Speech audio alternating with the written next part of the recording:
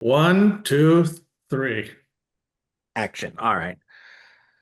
Hello, everyone. Welcome to episode number 9 of our podcast, Untitled ZX, also known as Movie Talk with Nick and Uncle Frank. I'm Uncle Frank. Here's Nick. Hey, Nick, how was your weekend? Tiresome and exhausting. I mean, Why was it tiresome and exhausting? well, mostly yesterday. You know what Okay. happened yesterday. You were there, but Yeah. I was not built to be sitting in a middle school We, auditorium for 3 hours or it a was a high high school, but thing. yeah, we were there all day watching Frank, who is my son, your win New Jersey robotics tournament for New Jersey. So congrats to them. Yeah. And it was it was one hell of a fight too. It was like their little team with 3 people against all these teams of like 10 to 12 people, beating them in 2v1s. Yeah, they had some impressive victories. It was pretty crazy. Yeah, so exciting. I too am a little tired today, but yeah, that's okay.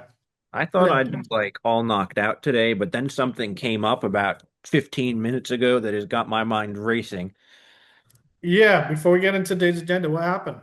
Well, a What's couple going things on? happened. I'm going to start with the first thing well, it's not the first thing that happened today. It happened about 15 minutes ago. Yeah. We got our first look at Dune Part 3 just 15 minutes ago. Wow. Coming off of Timothy Chalamet losing at the Oscars yesterday. We'll discuss that further in a few moments. Yeah. He posted a first image of himself in the upcoming final installment of the trilogy. We're expecting a trailer this week, but I am absolutely stoked for this film. And this just one picture of him is he looks completely transformed. They've aged him up a lot using practical effects. He looks unrecognizable in the image. He's got Really? mask on, and you can see like through the mask, he looks like a completely different person. It's insane. I'll put the graphic up when we edit this for people watching on YouTube, but assuming we do in fact get a trailer next week, or this week, we're definitely talking about it in the next episode. Okay. That sounds like a plan. We Was there also, anything else in the image that tells you anything about the movie or just him? no, it's just a picture of him. Okay. I mean, we can kind of guess where the movie's going to go because it's based Yeah. on a book, and I've read the book. But Right. we also got a trailer for Star Wars Maul Shadow Lord this morning, which I wanted to address briefly. Go Um, ahead. What's it called? Star Wars Mall? Maul Shadow Lord. It takes place after the end of the Clone Wars, focusing on Darth Maul's the criminal syndicate as the Emperor is dispatching his Inquisitors to hunt him down. So, what we've seen so far of it Is does it a look movie great. or a TV show or what? TV show. It's an animated show. Similar art style to the Clone Wars, although they are getting a little more artsy with it. Yeah. It looks solid. I'm kind of tired of the time period and the art style, but from what we've seen, it does look solid. There's a lot of potential with sort of character moralities. This is the first time we're really getting a show that's focused on this character who is a villain through and through. We've gotten some shows that promised us that, which we're going to talk about not this week, but next week. Hmm. But some of them, but those shows didn't get that far. This one, through and through, Maul, we've seen his entire life story. We know how he lives and we know how he dies. So he dies once again trying to take revenge. It's always revenge against someone, and we sort of are going to get to see how we're sort of going to get more insight into this character who we know a lot about at this point, but Hmm. he's again through and through this villainous character who never truly lets go of that anger and that hatred. And Yeah. we're going to get more of an insight into how like the mind of Is this an origin story then, or it's no? no, his origin's been told in the comics. This is after he was killed in episode 1 but returned in the Clone Wars TV show. And this takes place after the events of the Clone Wars, after the rise of the Empire. So this is Okay. early days of the Empire. Man, it should be interesting. Okay, big news. We will be talking about that as the show airs because it's going to be 2 episode blocks. So they'll release two Right. episodes every week for 5 weeks. Yeah. As it's coming out, we are going to cover it on this. When does it start? April 6th is when the first 2 episodes premiere. So 3 weeks from today. Coming up. Coming up. All right. Busy period. Yeah, we're gonna have a lot to talk about with this show as it's coming out. Let's talk about today's agenda then. We're gonna do a little bit of the Oscars reaction, which was on last night. I missed most of it, but I got home in time for the big awards. Yeah, I saw a little bit too, and I watched some today, but and then we're gonna do a movie review of No Other Choice. We didn't get to watch, you didn't watch Godfather 2. I was not able to. It was a very, very busy week. Uh, You had finals this week, I guess. well, midterms, but yeah. Midterms, yeah. Well, a single midterm. So my one gen ed class is aggressively demanding and kind of a nightmare. They expect me to read. I have advanced courses in all my other courses are all advanced stuff, but this is an Yeah. intro level gen ed, and somehow it is the most demanding and most obnoxiously stressful of my courses. Does it make sense? Not at all. Am I going to pass the class? Probably not, but we'll figure it out. We're winging it and hoping for the best right now. All right, good. I think you should watch it this week. You're on spring break. You have time. Yeah, So, I'm gonna probably squeeze it in some one of these nights. yeah. Although I'm not sure if we'll talk have time to talk about it next week because You next should watch it just because it's a good movie. So, I mean that's the we'll idea. find time. We'll find time to talk about it. Yeah, we can squeeze it in somewhere next week probably as like a mini review. Actually, And next then week I do want to cut out top five just because we have a lot of other things I want to talk about next week. that's fine. And then yeah, so our last topic for today is about Star Wars time, best five movie lines in Star Wars. So, but let's get into the Oscars. So, Yes. should we? Why don't we go through some of the winners? You want to go ahead and take it from here? Yeah, I put down a couple that sort of stood out Yeah. on Yeah. our little notes document. Yeah. So I see best supporting actress Amy Madigan. She won for her performance as the main antagonist of the horror film Weapons, which her win actually caught me off guard. I really enjoyed Weapons. It was directed by a man named Kreger, which it's only his second movie he's ever done. He did one called not Weapons, Barbarian a couple of years ago, and right now he's doing a adaptation slash installment of the Resident Evil franchise as his next movie coming out this fall. But this was a very good movie, and she was absolutely the standout. She was sort of the main villain.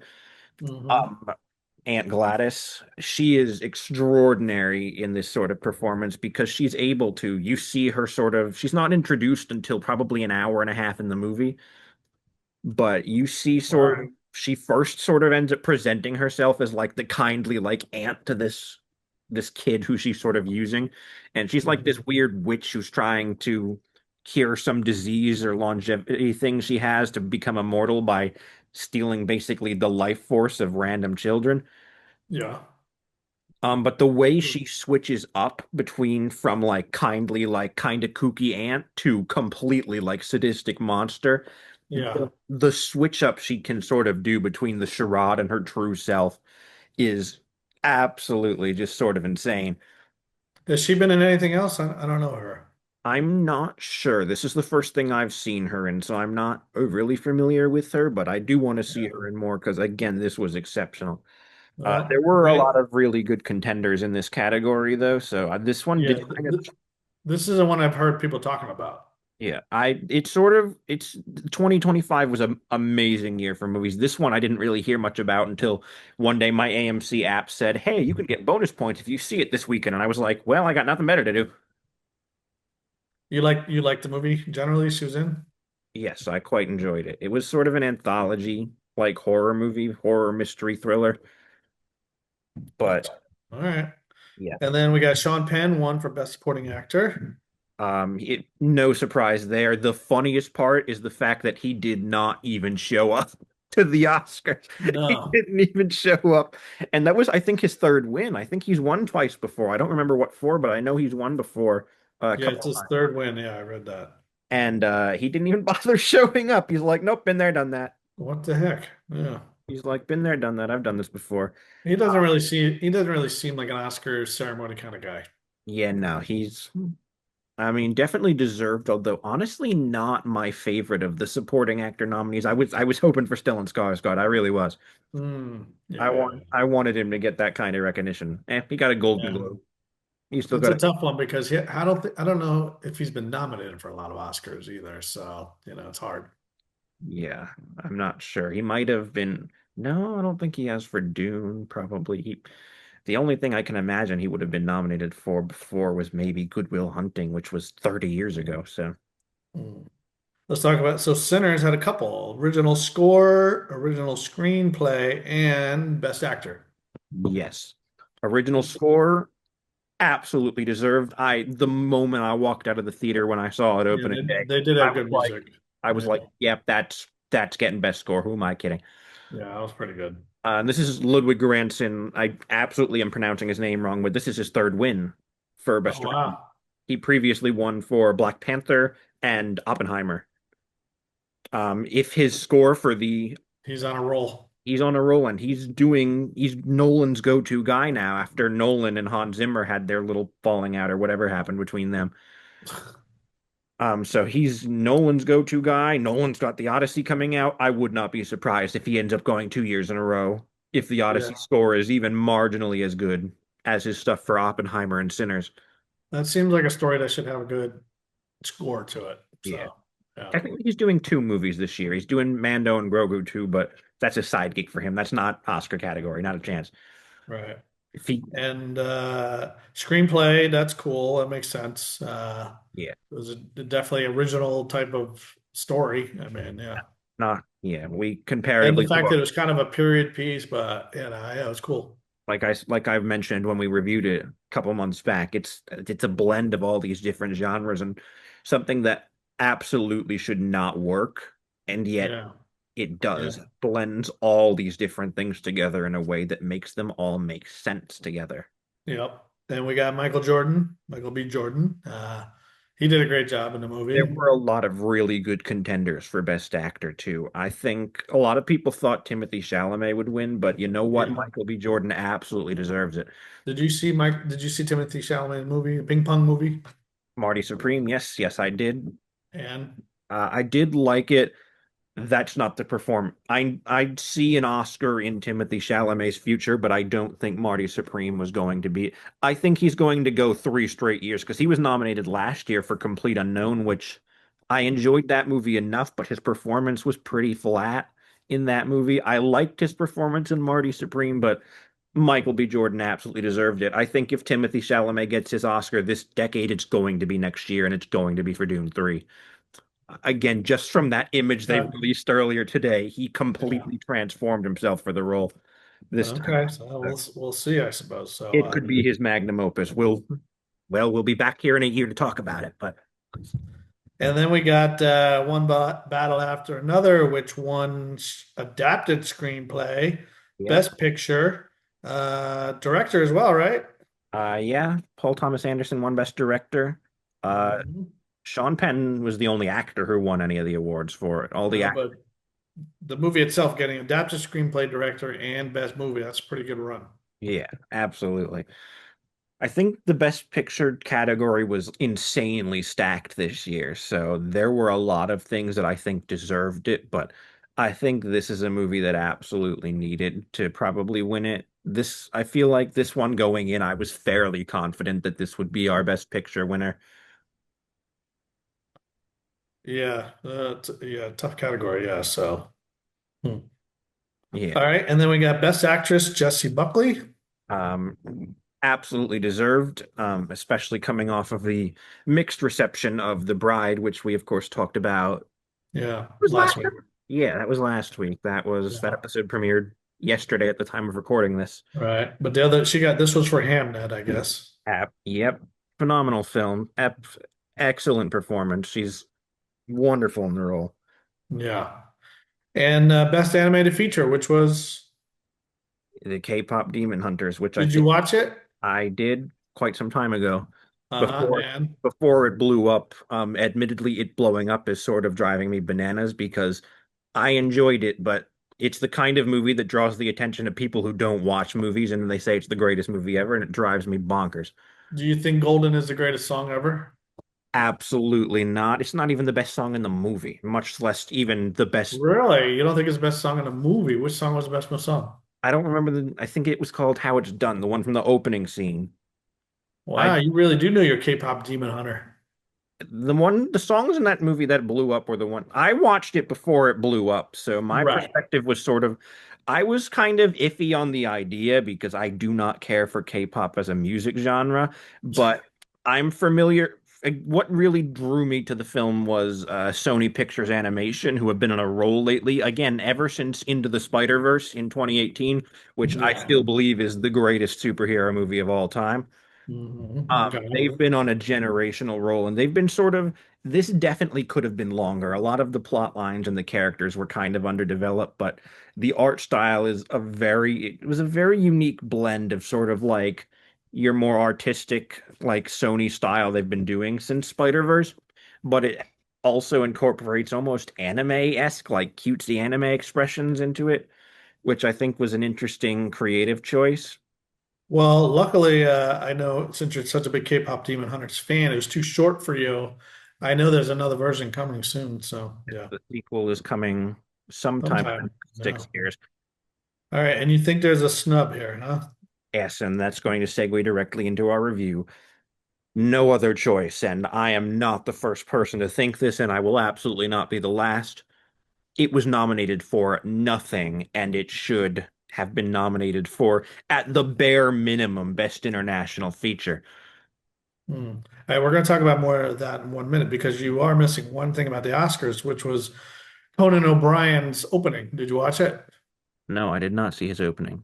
Well, let me tell you some of the things he said. So first of all, he welcomed the new Netflix CEO, right? Who was in the theater, and he said, "Yeah, by the way, this is the theater. What do you think? It's amazing, right?"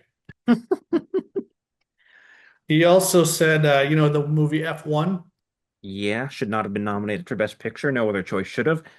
Okay, you know what he said the name of the sequel is going to be? F2. Caps Lock. Caps Lock. Get it? Oh, yeah. Do I have that key on my stupid MacBook? Yes, I do. There you go. Okay. And also, he mentioned he was upset because Amazon didn't get nominated for anything. He's like, "How in the world does the place where I get my toilet paper not get nominated for more movie Oscars?" They'll be fine next year. They've got Project Hail Mary carrying the entire first quarter of 2026. I think his point was they're making plenty of money from toilet paper. They don't need movies. So, That's true. Since yeah. their movies have not been doing so great. Mercy, Melania. Apparently not. They didn't get nominated. So, Even all for right, let's the talk more about No Other Choice then. So, tell me what this one's about. This is sort of a dark comedy thriller. Right. Um, it's a Korean film by Park Chan-wook, who directed Old Boy, which is a movie I still need to watch, but I know it's iconic, it's a classic, and Okay. he's still on top of his game. This film is hysterical, but also incredibly sort of relevant. It's about this guy who gets fired from his job, Mhm. and in a desperate attempt to sort of reclaim his dignity and provide for his family, he finds this new like corporate position that's high ranking, but he starts murdering sort of the rivals who are going for this position as well, so that he's removing the competition. Mhm. And you sort of see him sort of slowly but surely lose his mind. Like he's reaches a point where at the beginning he's sort of like not sure if this is a good idea. Sort of like after the first kill, he's like, "Oh my God, I just did that." But by the end of it, he's just like, "Well, I've killed so many of them at this point, I might as well finish the job." Okay. Sounds interesting. And so what do you think they does well? Sort of that black comedy style of Yeah. like, because this is still a very humorous film, even if it's dealing with some legitimately real topics with sort of I mean, it's definitely a critique of capitalism. Park Chan-wook is among many famous Korean directors who really, really hate capitalism. I wonder why in Korea, capitalism is very visible, South Korea in particular. Yeah, It's got a and lot he of big buildings and it's all over the corporation. place. K-pop Demon Hunter is in your face. Yeah, and this is a guy who really does not appreciate that. So Interesting. Okay.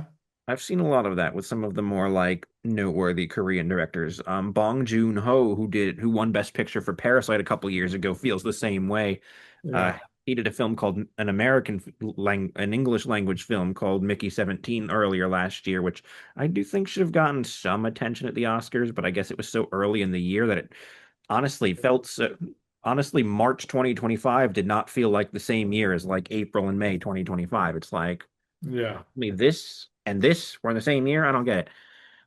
The Yeah. passage of time is just weird like that. But anyway, we're getting a little far from the point, but only kind of. So it's a commentary on capitalism that everybody's just fighting for positions and willing to kill for them. Yeah. Yeah. And Oh. he ends up getting away with all of it too. Like he does all of this and gets away scotch free. Hmm. So I guess capitalism pays. Yeah. Okay. He ends up getting his job, and it's the end of the day, he ends up working in a factory like he used to. He worked in a factory, but I think the Hmm. one thing they sort of talk about briefly at the end, which they really could have done a little more with, is in the beginning of the film in his factory, you see him like he's all like good friends with a lot of the people he works with. But in this new position, it's mostly run by machines, AI. Robots. And Yeah. I'm like, we could have done so much with this sort of idea. Um, Well, that they'll use that in a sequel, maybe. I don't think they're gonna. I don't think this is a sequel kind of movie, but It's not sequel worthy. All right. not So sequel. you would have put it in best foreign film category? Absolutely. Although it would not have won because sentimental value is that good. Oh, I should have mentioned that. Oh, Oh, you forgot sentimental value. my favorite movie of the year. What are you thinking? Okay. I'm not thinking my brain is all over the place right now. I have a That's what lot. happens when you're up too late. I was up too late. I stayed up till like 3 in the morning like a responsible adult. Hmm. All right. Well, let's keep going. So next we're going to do Star Wars time. And you had to choose your some five best lines from the movies. So where do you want to start? All right, tell me your first movie line from the movies It's not all from the movies. I actually put a lot of stuff from the TV shows and even or video. TV shows. Yeah, from Star Wars. Yeah, just Star Wars in general. Yeah, go ahead. The first line I put is two of a couple of these are from Andor because Andor is like the greatest thing in Star Wars since the originals. Yeah. From season 1, episode 7, in the scene where Cassian returns to his homeworld and confronts his adoptive mother, there's sort of this exchange they have where she's like, I know you can't stay here, but I can't leave. I have to stay here to help sort of lead the charge Hmm. and sort of inspire rebellion back here. And And she tells him to go find some peace. And he says he won't find peace. He'll be worried about her all the time. In which she says, and this is the line, she says, that's just love. Nothing you can do about it. And that the way she delivers it is so sort of it's such a simple but powerful line. why did you like that line? So it's sort of the thematic and again the delivery from Fiona Shaw, who portrays Marva.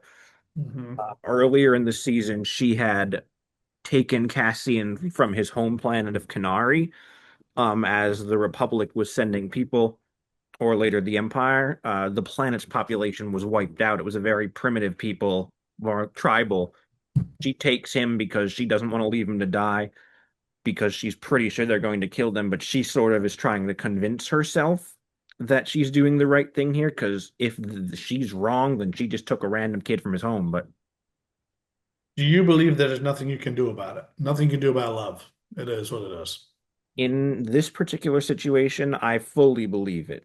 It's because it is that simple. When you care about someone that much, then you're gonna worry about them. That's a certainty. Okay. All And right. even if you try to suppress it, you can't. You can't really Yeah. suppress that. Right. All right. Number two.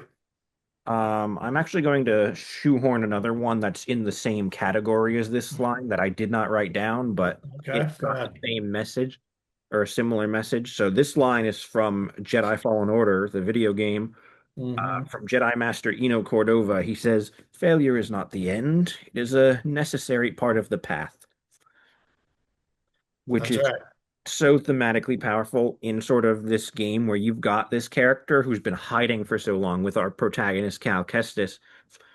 And at this moment, he's trying to overcome sort of all of his trauma, his grief, and he sort of breaks down after confronting his past and his own sort of survivor's guilt because he feels responsible for letting his master die. while he's been following this quest left behind by the Jedi Master Cordova, who we don't know if he's still alive or not. So these are just holograms. But we see this message right as he's broken down, thinking there's no chance. He's ruined everything. His lightsaber's destroyed. He can't even get a crystal for it to fix it.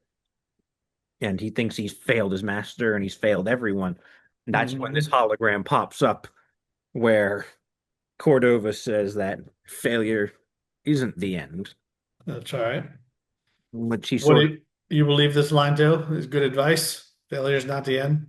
yeah, and this sort of actually connects to a different line from The Oh, Last Jedi, okay. where Yoda says to Luke, he says, the greatest teacher failure is, Right, right, right. Good. which very clear connection between those two lines, very similar advice. Sort of don't, when you fail, don't let it hold you back because it's not something that's going to destroy you. It's something that's just going to teach you the thing you need to know. Yeah, maybe it's what not to do, but Yeah, no, that's absolutely you right. learn from your mistakes, you learn from your failures. Yeah, and also it's inevitable. Everybody fails. So Everybody fails, but if you let it hold you back, you can't let it hold you back. You have to sort of yeah, use it's part of it. the journey. You use it to grow. It's a tool. That's right. All right, let's keep going. This one is iconic, obviously, in the end of Return of the Jedi, the final confrontation on board the Death Star 2. And Luke says, as we all know, I am a Jedi, like my father before me. Well, that whole interaction is sort of powerful because you see him in that moment sort of give in to that anger right when Mhm. he's pretty calm for most of that fight. He's doing pretty good for most of that fight until Vader threatens Leia. He goes into a Mhm. blood-curdling frenzy, and Palpatine's cackling in the background because Palpatine's like, yes, give in to your anger. Yeah. But Luke's Because on when Luke says this line, he doesn't realize, oh, this is Return of the Jedi. Yeah, he does know that it's his father. yes. But he calls him a Jedi when he's not. He calls him a Jedi because he sees the good in him. He calls him Yeah. a Jedi because he sort of after Empire Strikes Back, when he sort of finds out, because he idolizes his father, even though he doesn't know him, he wants to be a Jedi. He looks up to him like he's here wanting to be a Jedi because his father was a Jedi.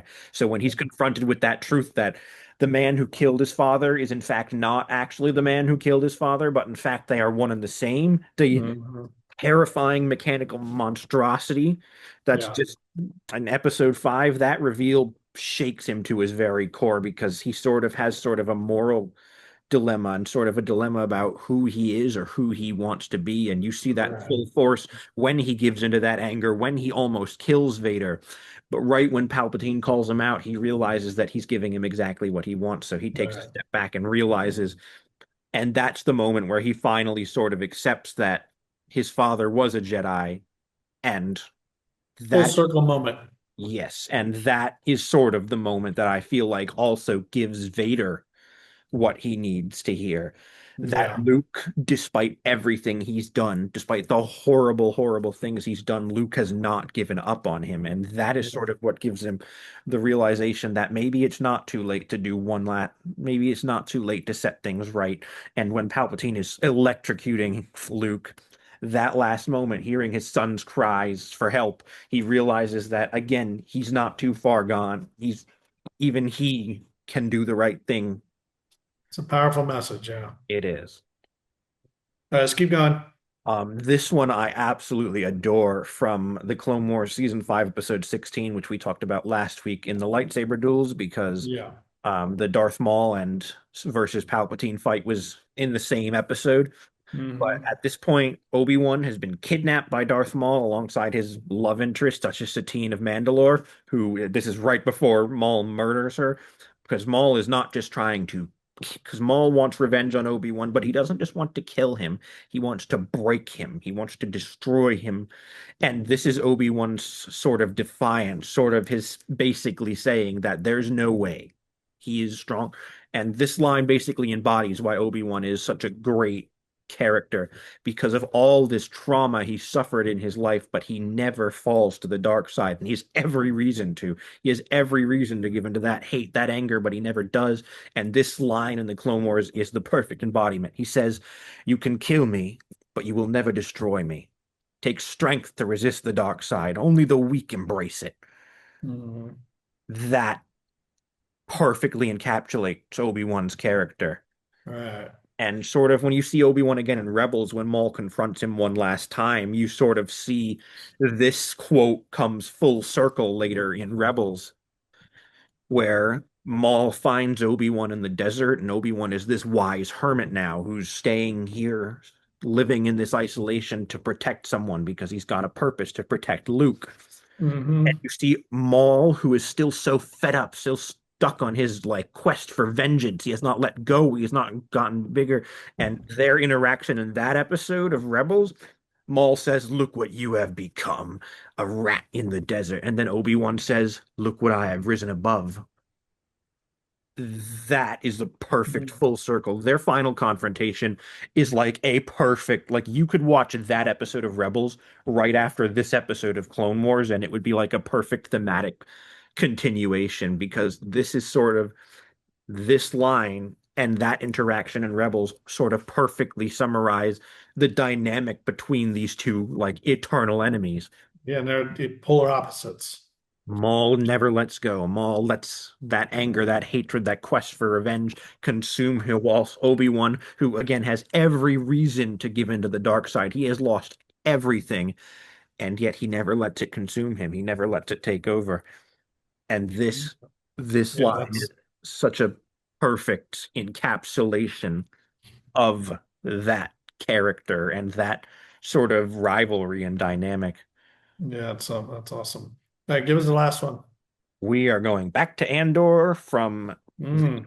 monologue that Luthen Rael gives in season one, episode 10. This specific excerpt from it. I have a t-shirt actually with the entire monologue printed on it. Mm. But this particular line, he says, "I'm condemned to use the tools of my enemy to defeat them. I burn my decency for someone else's future. I burn my life to make a sunrise that I know I'll never see." And So this what is, is yeah, what does all that mean? So this is sort of towards the end of the he says he's damned for what he does. Luthen Mhm. is this brutal he's sort of this middle ground, this realist versus your more idealist, like morally. He does not have the moral high ground the way someone like Mon Mothma or Luke Skywalker has. He is someone who does the dirty stuff, the stuff that you don't want to see your good guys doing.